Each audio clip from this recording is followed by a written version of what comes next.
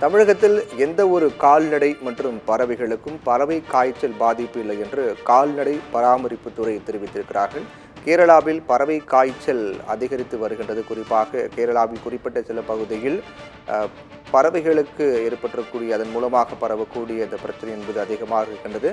குறிப்பாக பறவை காய்ச்சல் ஏற்பட்ட கோழி பண்ணையில் இருக்கக்கூடிய கோழிகள் அது சார்ந்த தீபங்கள் உள்ளிட்டவற்றை அழிக்க கேரள அரசு நடவடிக்கை எடுத்து வருகிறார்கள். அதோடு மட்டுமில்லாமல் பறவை காய்ச்சலால் பாதிக்கப்பட்ட பகுதியில் இருக்கக்கூடிய சுற்றுவட்டார பகுதியிலும் தொடர்ச்சியாக ஆய்வு செய்யப்பட்டு அங்கு வளர்க்கப்பட்டு வரக்கூடிய கோழி வாத்து உள்ளிட்ட அதனை சார்ந்த பொருட்களும் அழிக்கப்பட்டு வருகின்றது.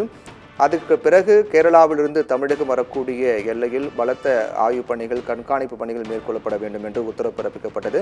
கேரளாவிலிருந்து தமிழகம் வரக்கூடிய கோழி வாத்து மற்றும் கால்நடை தீவனங்கள் உள்ளிட்ட அனைத்தையும் தீவிரமாக கண்காணிக்க வேண்டும் என்றும் கண்காணிக்கப்பட்ட பிறகு அதில் எந்த பிரச்சனையும் இல்லை என்பதை உறுதிப்படுத்தப்பட்ட பிறகே அது தமிழகத்துக்குள் வர அனுமதி அளிக்க வேண்டும் என்று உத்தரவிடப்பட்டது.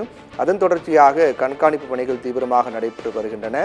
அதன் ஒரு பகுதியாக அனைத்து மாவட்ட கால்நடை பராமரிப்புத்துறை இயக்குநர்களுடன் ஆலோசனை நடத்திய பின்னர் கால்நடை பராமரிப்புத்துறை செயலாளர் மங்கத் ராம் விளக்கம் கொடுத்திருக்கிறார். அந்த விளக்கத்தில் தமிழகத்தில் தற்போது வரையில் எந்த பகுதியிலும் பறவை காய்ச்சல் பாதிப்பு என்பது ஏற்படவில்லை என்று விளக்கம் கொடுக்கப்பட்டிருக்கிறது.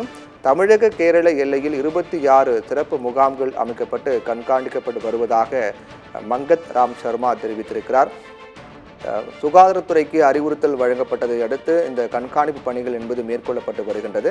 தமிழக கேரள எல்லைப் பகுதியில் சோதனை சாவடிகள் அமைக்கப்பட்டு அங்கிருந்து வரக்கூடிய கால்நடை சம்பந்தமான அனைத்தையும் தீவிர பரிசோதனைக்கு உட்படுத்தப்பட்ட பிறகு எந்த பிரச்சனையும் இல்லை என்பது உறுதிப்படுத்திய பிறகு இது தமிழக எல்லைக்குள் வர அனுமதிக்க வேண்டும் என்று உத்தரவு பிறப்பிக்கப்பட்டது. அந்த உத்தரவின் அடிப்படையில் தீவிர கண்காணிப்பு பணியானது மேற்கொள்ளப்பட்டு வருகிறது. இந்த கண்காணிப்பு பணிகள் பொறுத்தவரையில் தொடர்பாக ஆலோசனை கூட்டங்கள்லாம் அவ்வப்போது மேற்கொள்ளப்பட்டது. இந்த ஆலோசனை கூட்டத்துக்கு பிறகு இந்த விளக்கமானது கொடுக்கப்பட்டிருக்கிறது. அந்த விளக்கத்தின் அடிப்படையில் தமிழகத்தின் பல்வேறு பகுதியில் இது போன்ற ஆய்வுகள் மேற்கொள்ளப்பட்டது என்றும் அந்த ஆய்வின் முடிவில் எந்த ஒரு பகுதியிலும் பறவை காய்ச்சல் பாதிப்பு தற்போது வரையில் பதிவாகவில்லை என்றும் இன்னும் தீவிரமாக கண்காணிக்கப்பட்டு வருவதாகவும் அதோடு மட்டுமில்லாமல் தமிழக கேரள எல்லையில் 26 சிறப்பு முகாம்கள் அமைக்கப்பட்டு கண்காணிக்கப்பட்டு வருவதாக மங்கத் ராம் சர்மா தெரிவித்திருக்கிறார்.